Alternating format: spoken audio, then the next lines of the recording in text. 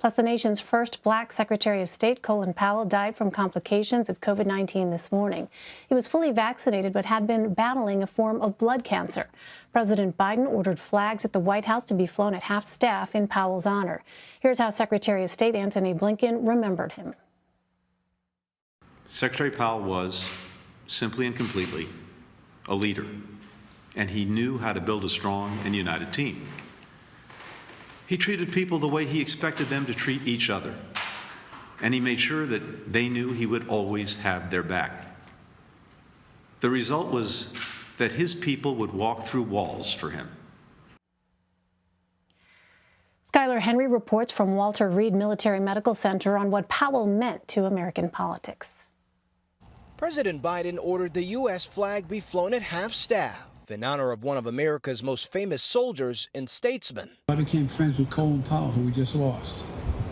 Think of where Colin Powell is, not only a dear friend and a patriot, one of our great military leaders and a man of overwhelming decency. Presidents Obama and Bush both praised Powell's service and called him a friend. Powell endorsed Obama in his first run for the White House, calling Obama a transformational figure. And he served as Secretary of State under President Bush, where he often pushed back against the use of military force. I believe Secretary Powell's years as a soldier are what made him such an exceptional diplomat. He knew that war and military action should always be a last resort. General Powell tended to downplay any portrayal of him as a symbol for black achievement, but there is no denying he broke down barriers and created a path for others to follow. First African-American chairman of the Joint Chiefs, first African-American Secretary of State, a man who was respected around the globe. Lloyd Austin, who himself is the first African-American Secretary of Defense, said Powell was more than just a soldier and statesman. He was a friend and mentor. I could always go to him with tough issues. He always had great counsel. We will certainly miss him. I feel as if I have a hole in my heart. President Biden praised Powell's selflessness in a statement saying, time and again he put country before self, before party, before all else, in uniform and out, and it earned him the universal respect of the American people. Skylar Henry, CBS News, Bethesda, Maryland. For more, I'd like to bring in Ed O'Keefe, Jill Colvin, and Maya King. Ed is CBS News senior White House and political correspondent. Jill is a national political reporter for the Associated Press. And Maya covers national politics for Politico. Welcome and thanks to you all for joining us. Ed, let me start with you. Colin Powell served under an administration that attempted to further the doctrine of nation building. How has that doctrine shaped current U.S. foreign policy? Well, in some ways, it's we're sort of seeing the end of that with the push that the current president has made to get out of Afghanistan, arguing that we've got to start getting away from that kind of a focus on rebuilding countries and fighting against terrorism and different kinds of regimes that may run those kinds of places, and focus more on more modern 21st century threats like China or other factors that may come up. In this case, I was dwelling today on the fact that the current president, longtime friend, and he used the word friend in his statement commemorating the late general, and somebody that he had known for as long as Colin Powell was part of the national security establishment in Washington, helping run 3 different Republican administrations. Joe Biden was a senator and was a member of the Foreign Relations Committee and would have been aware of or working amid the results of the work and the policies that Colin Powell was pushing. In the statement today, he pointed out, they often disagreed, but Colin was always someone who gave you his best and treated you with respect. Both of them really of a different era in Washington when Democrats and Republicans could have been quite disagreeable about issues, especially on foreign affairs and national security and military concerns, but still managed to be cordial and friendly with each other and maintain a relationship. If you're looking for a good example of that, there was something shot back in 2016 when Biden was still vice president, when Colin Powell was, of course, out of public service.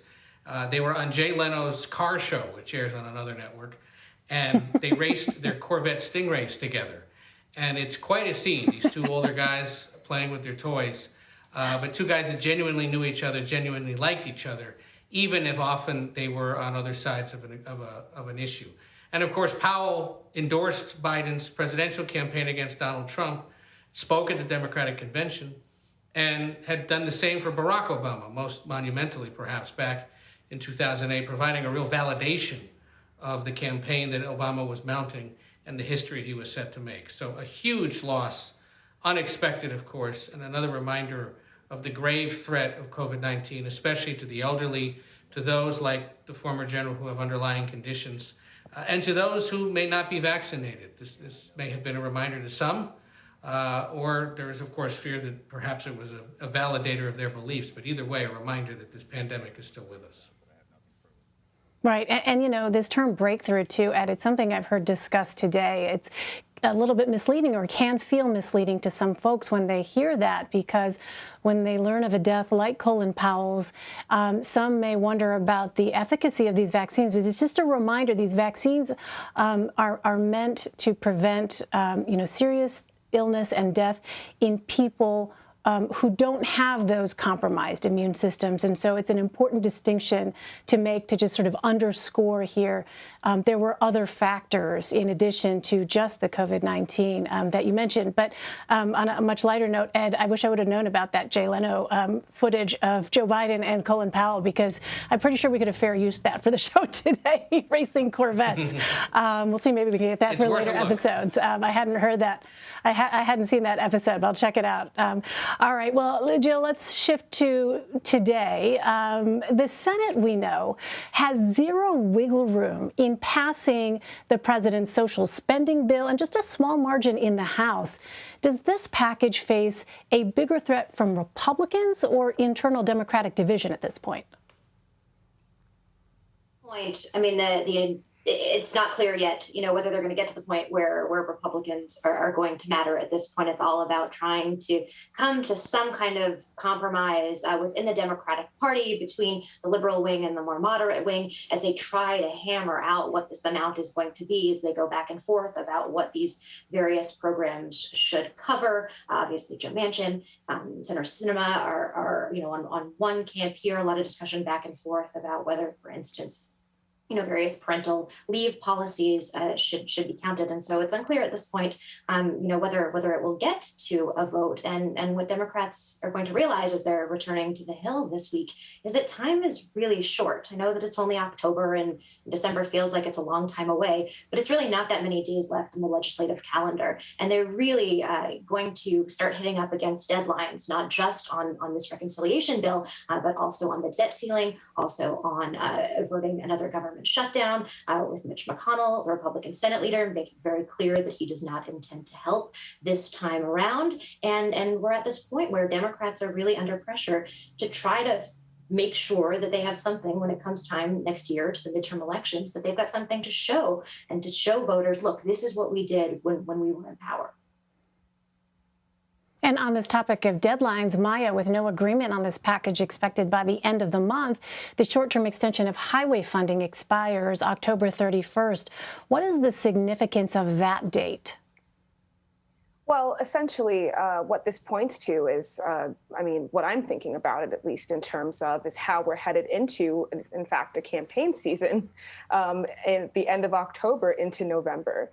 One thing that the Virginia Democratic candidate for governor has been hammering over and over, Terry McAuliffe, in his conversations with folks in Washington, and even indirectly on the airwaves, has been pointing to Washington, to Joe Biden and his administration and his colleagues on the Hill, saying, you have to get this bill passed. You have to get this in place, not only because of the job loss and perhaps the embarrassment on the part of the National Party, but because, yes, this funding expires on October 31st. And then on November 2nd, you have the Virginia gubernatorial election. Democrats and the Democratic candidate McAuliffe and Glenn Youngkin, the Republican, are very close in the polls. We see them within margin of error. And what that means is this is going to be very much a turnout race. And so what McAuliffe is saying and what he's been hammering to Democrats in Congress is pass this as soon as you can so that we have something to run on that's concrete, that we can bring to voters and say, this is what you get when you have Democratic leadership. and also to encourage them to turn out. We know that President Biden won Virginia by 10 points in last November. So Democrats are trying to prove now again that Virginia is indeed, that the Commonwealth is a blue state. However, it's become a lot more difficult now in these final weeks of the race for them to make that point, and by turning out the voters that they need, and also, again, by delivering the message that Democratic leadership does come with concrete results. All right, so let's stay with the topic of Virginia for a moment here. Jill, you've got new reporting on the Virginia governor's race. Former President Trump lost Virginia in 2020. New polling from Fox News shows his favorability is 44%. How is Glenn Youngkin threading that needle between trying to engage Trump supporters and at the same time court those who may not view him positively? Yeah, I mean, this is such an interesting element of this race. Now, this is the premier race of this year, the most important election, the closest election the Democrats or Republicans are facing. And of course, the former president has not been shy about wading into races all up and down the ballot, from Senate to local mayoral races to local assembly races. He's been all over these, but one race he has really, been relatively kept away from is this race. Youngkin is in this position where, as was mentioned before, this is a state that he lost by 10 points in 2020. It's one of those states that's really changing quite a bit, and where those suburban voters who really turned on Trump in 2018 and 2020 are so important. And so what Youngkin has been doing throughout this race is really trying to very carefully thread the needle. He needs those Trump base voters. And so he's tried to hammer issues that sort of speak to them. A lot of this race has been focused on education issues, a lot of talk of critical race theory. He's trying to communicate to that part of the party, look, I'm with you. He's described himself as a Virginia first candidate, using that Trump America first language. But at the same time, he's also really tried to tailor his message to the moderates, the independents, those people who were not fans of the former president. He's also a guy, longtime business guy, doesn't really have the same kind of persona as somebody like Trump. And so it's been really interesting that Trump is not, he's endorsed, and he spoke last week at a rally that was organized by some Trump supporters, but didn't actually appear. Youngkin did not appear at that event, and I'm told that Trump is not expected to visit the state at any point before the election. And Jill, what about education? Because, we've seen this become such a hot button issue in many parts of the country, but now in the Virginia governor's race especially. How have school boards really become this battleground in the closing weeks of the campaign? Yeah, it's been really interesting to see how what had sort of been that kind of grassroots bubbling up at local school board issues have really come to be the centerpiece, at least, of Youngkin's campaign during the final stretch of this race. He's been holding Parents Matter rallies all across the state. He's really tried to tailor this message, not just to curriculum issues, so focusing in on critical race theory, this idea of, teaching through, looking at history through the prism of racism and acknowledging systemic racism, but also extending that to questions about whether kids should be having to wear masks in school, and various policies surrounding COVID-19, and really trying to paint this as sort of a parent's choice, a parent's power issue, hoping that this issue that has really been one of those culture wars, resonating all over Fox News and kind of the right ecosystem, trying to really test whether that's something that's going to motivate a larger swath of voters in this election. And so far, I think he's doing, better than a lot of people had anticipated. All right, because our reporting cup runneth over here at Red and Blue on this Monday, let's go ahead and bring in CBS News senior national security correspondent David Martin to speak with us more about Colin Powell's life and legacy. David, thank you so much for being with us. I know it's a tremendously busy day, but for our viewers who may not be aware, David, you have covered the Pentagon for decades now. You've also covered the State Department in your role with CBS News, and you've had a chance to watch Colin Powell's career really sort of evolve over the years. It was marked, of course, by a number of firsts. But can you talk about that career of Colin Powell sort of progressed from military to, over time, political?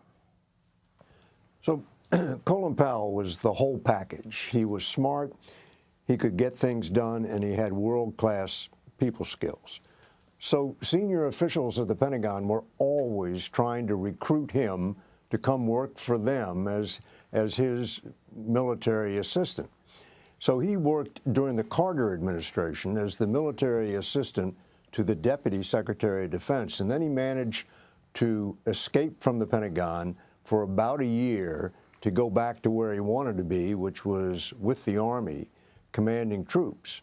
But then the Reagan administration came in. Caspar Weinberger was the Secretary of Defense, and Caspar Weinberger just called him and said, I want you to be my military assistant.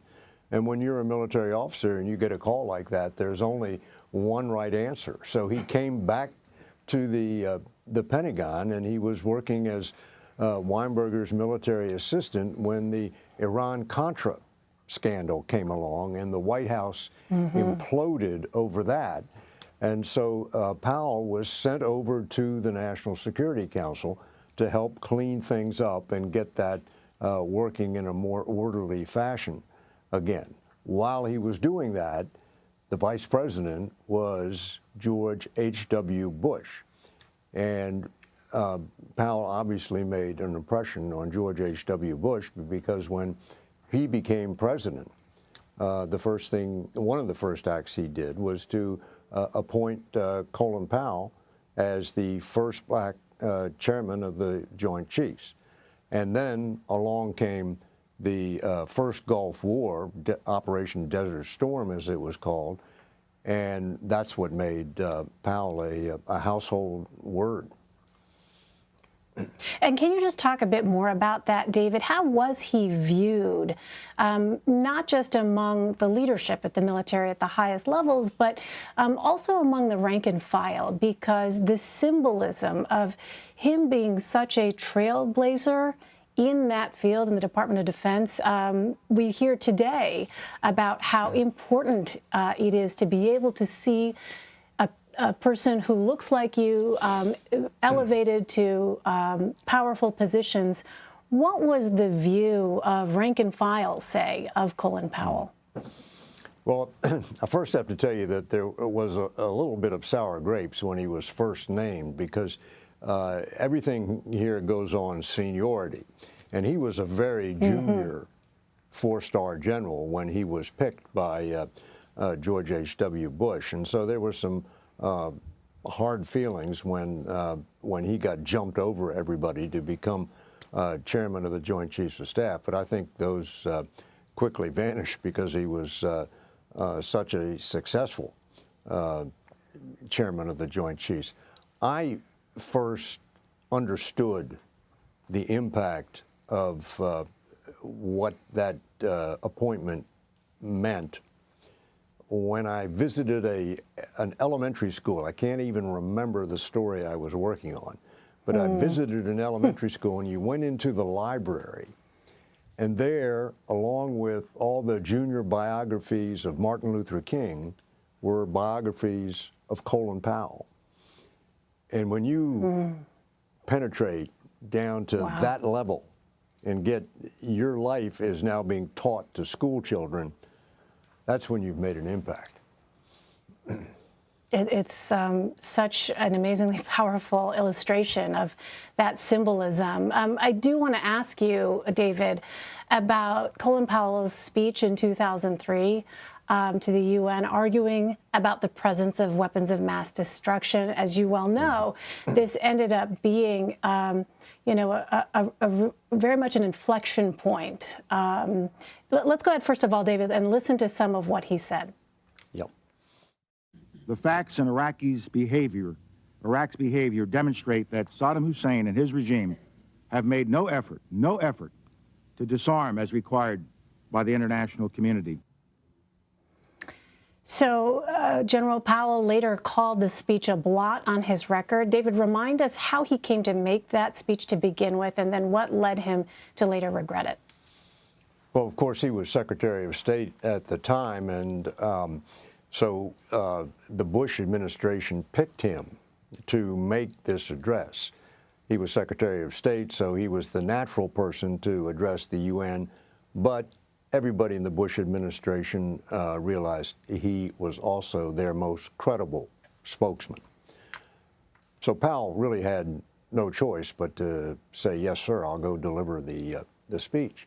But he was very leery of what was going to be in that speech, because there was a lot of squirrely intelligence being pushed by members of the Bush administration about connections between Saddam Hussein and 9/11, between Saddam Hussein and Osama bin Laden, which really weren't there, but were still being pushed.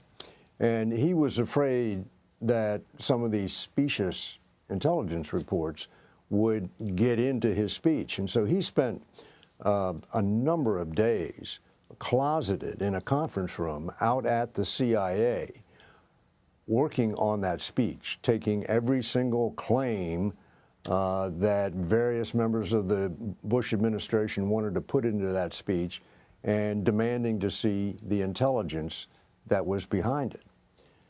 And he still ended up delivering false intelligence.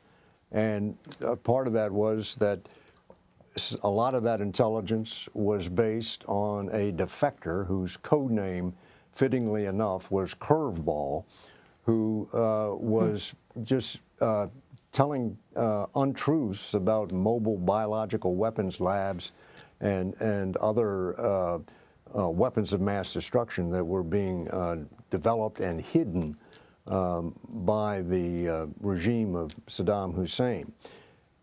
After the war started and U.S. weapons inspectors got in there and they found no evidence that there was an active weapons program, he, of course, realized that what he had done was put probably the biggest single black mark that exists on his record. And he acknowledged that this would remain a blot on his record. And here we are talking about it as part of talking about his life. But, you know, the fact that he had been so wrong didn't stop presidents or presidential candidates from craving his endorsement. And he ended up, he was a Republican, and he had at one time seriously considered seeking the Republican nomination for president. So in addition to being the first black chairman of the Joint Chiefs of Staff, he might have become the first black president. But he was a Republican when he did that. But along came Barack Obama, and he endorsed Barack Obama in 2008, and then along came Joe Biden, and he endorsed Joe Biden in this last presidential election. So Democratic presidents owe a lot to a guy who was really sort of a Republican superstar. All right, David Martin. David, I know you have to get going, but we thank you so much for sharing your reflections with us. Really appreciate it. Okay, thank you.